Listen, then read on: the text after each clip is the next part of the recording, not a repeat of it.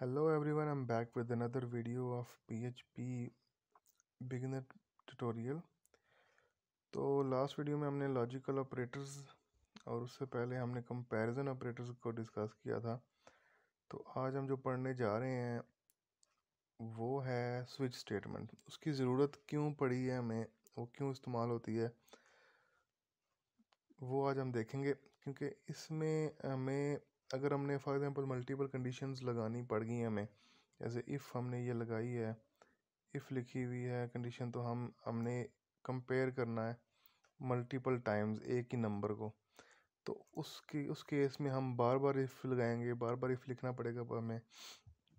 तो इसकी एग्जांपल में आपको एक एग्जांपल हम लिख कर देखते हैं ताकि आपको बेहतर से तरीके से समझा सकूं। स्विच स्टेटमेंट डॉट PHP की एक फ़ाइल बना लेते हैं और PHP के इनिशियल फाइनल टैग को लिख लेते हैं। देखिए फॉर एग्जांपल हमारे पास एक नंबर है, उसको हम 4 के इक्वल कर देते हैं और हम लिखते हैं जी कि अगर नंबर इक्वल टू 4 है, या for example number greater than 2 है, या अगर इफ़ नंबर लेस देन 2 है। तो ये देखें हमारा काफ़ी ज़्यादा जो है ना, ये हमारी कंडीशंस यूज़ होती जा रही हैं।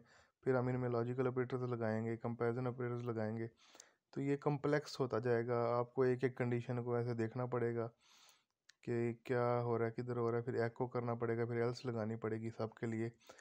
तो इस एल्स को भी मिनिमाइज़ करके हम स्विच जो देखें, अभी फॉर एग्जांपल आगे चलने से पहले मैं आपको इसका आइडिया क्लियर कर दूं कि ये देखें हमारे पास एल्स भी काफ़ी सारी आ रही हैं और इफ़ भी काफ़ी सारी आ रही हैं। इसी तरह ये बढ़ती जाएंगी।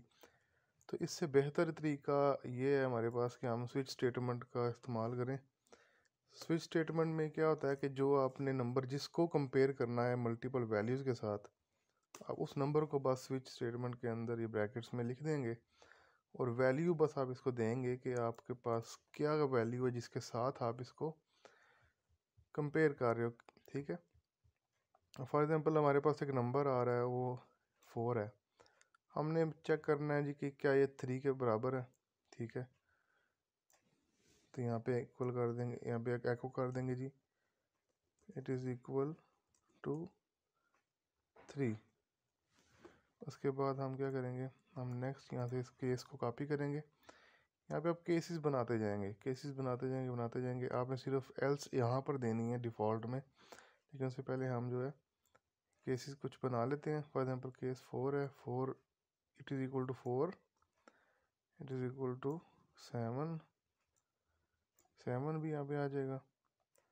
ठीक है, तो यहाँ पर हम एक लास्ट में डिफ़ॉल्ट यूज़ करेंगे, इट डज नॉट मैच, ये कंडीशन डज नॉट मैच और नंबर नॉट मैच। तो अब हम अगर इसको एग्जीक्यूट करते हैं, अब हम सबसे पहले इस फाइल को ओपन करते हैं हमारे ब्राउज़र में चल के। तो स्विच स्टेटमेंट डॉट PHP के नाम से हमने बनाई थी। तो अभी हमारे पास जो नंबर था वो 4 था और ये बता रहा है कि इट इज़ इक्वल टू 4। तो हाँ जी, ये एग्जीक्यूट हुई है हमारी कंडीशन। अब हमारे पास ऐसा नंबर जो यहाँ पर मौजूद ना हो, जैसा कि 6 यहाँ मौजूद नहीं है, तो हम उसको चेक कर लेते हैं। तो देखें number does not match. Simple सी चीज़ है, इसमें कोई ऐसी बड़ी और मुश्किल चीज़ नहीं है। ये देखें आपको ये केस हमारे पास कि ये जो नंबर है ये 3 के बराबर हो सकता है या नहीं हो सकता। अगर नहीं होगा तो आगे चला जाएगा, यहाँ पे भी नहीं होगा फिर आगे चला जाएगा। अगर ये यहाँ पे भी नहीं होगा तो इसका मतलब है तीनों केसेस फॉल्स हो गए हैं, तो ये डिफ़ॉल्ट पे चला जाएगा और वो डिफ़ॉल्ट को एग्जीक्यूट कर देगा। तो ये बहुत ही आसान और बहुत ही हैंडी वे है आपको मल्टीपल स्टेटमेंट्स को यूज़ करने का स्विच स्टेटमेंट के थ्रू। ठीक है, इसमें आप मल्टीपल चीज़ें कर सकते हैं, आपके काफ़ी सारे सिनेरियोज इसमें कवर हो सकते हैं। तो आपने इसकी भी प्रैक्टिस करनी है और इसको सही तरीके से समझना कि आपको बस इतना पता होना चाहिए कि कंपैरिजन ऑपरेटर्स और लॉजिकल ऑपरेटर्स जो हम लगाते हैं इफ़ स्टेटमेंट को यूज़ करके, उसमें हमें काम ज़्यादा करना पड़ता है। अब आपने देखा होगा कि स्विच स्टेटमेंट जो भी हमने यूज़ किया इसमें उसकी निस्बत बहुत कम टाइम हमें लगा है कंडीशंस बनाते हुए।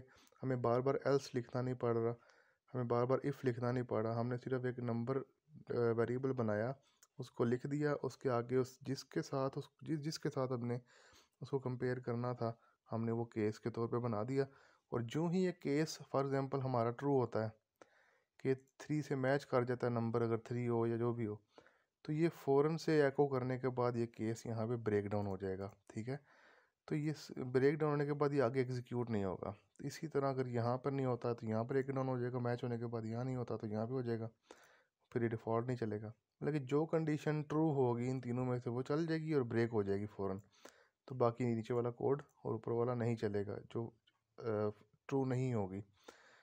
ठीक है, आई होप आपको स्विच स्टेटमेंट की ठीक तरीके से समझ आ गई होगी। अगर नहीं आ रही फिर भी तो आप मुझे कमेंट सेक्शन में किसी भी तरह का सवाल पूछ सकते हैं इसके रिलेटेड। और जो लास्ट वीडियोस में भी अगर कोई आपको सवाल है तो आप उसके रिलेटेड आप पूछ सकते हैं मुझे नीचे कमेंट सेक्शन में कमेंट करके। तो नेक्स्ट वीडियो में आपसे मुलाकात होती है और इसको आपने प्रैक्टिस भी करनी है ताकि आपको सही तरह समझ आ जाए।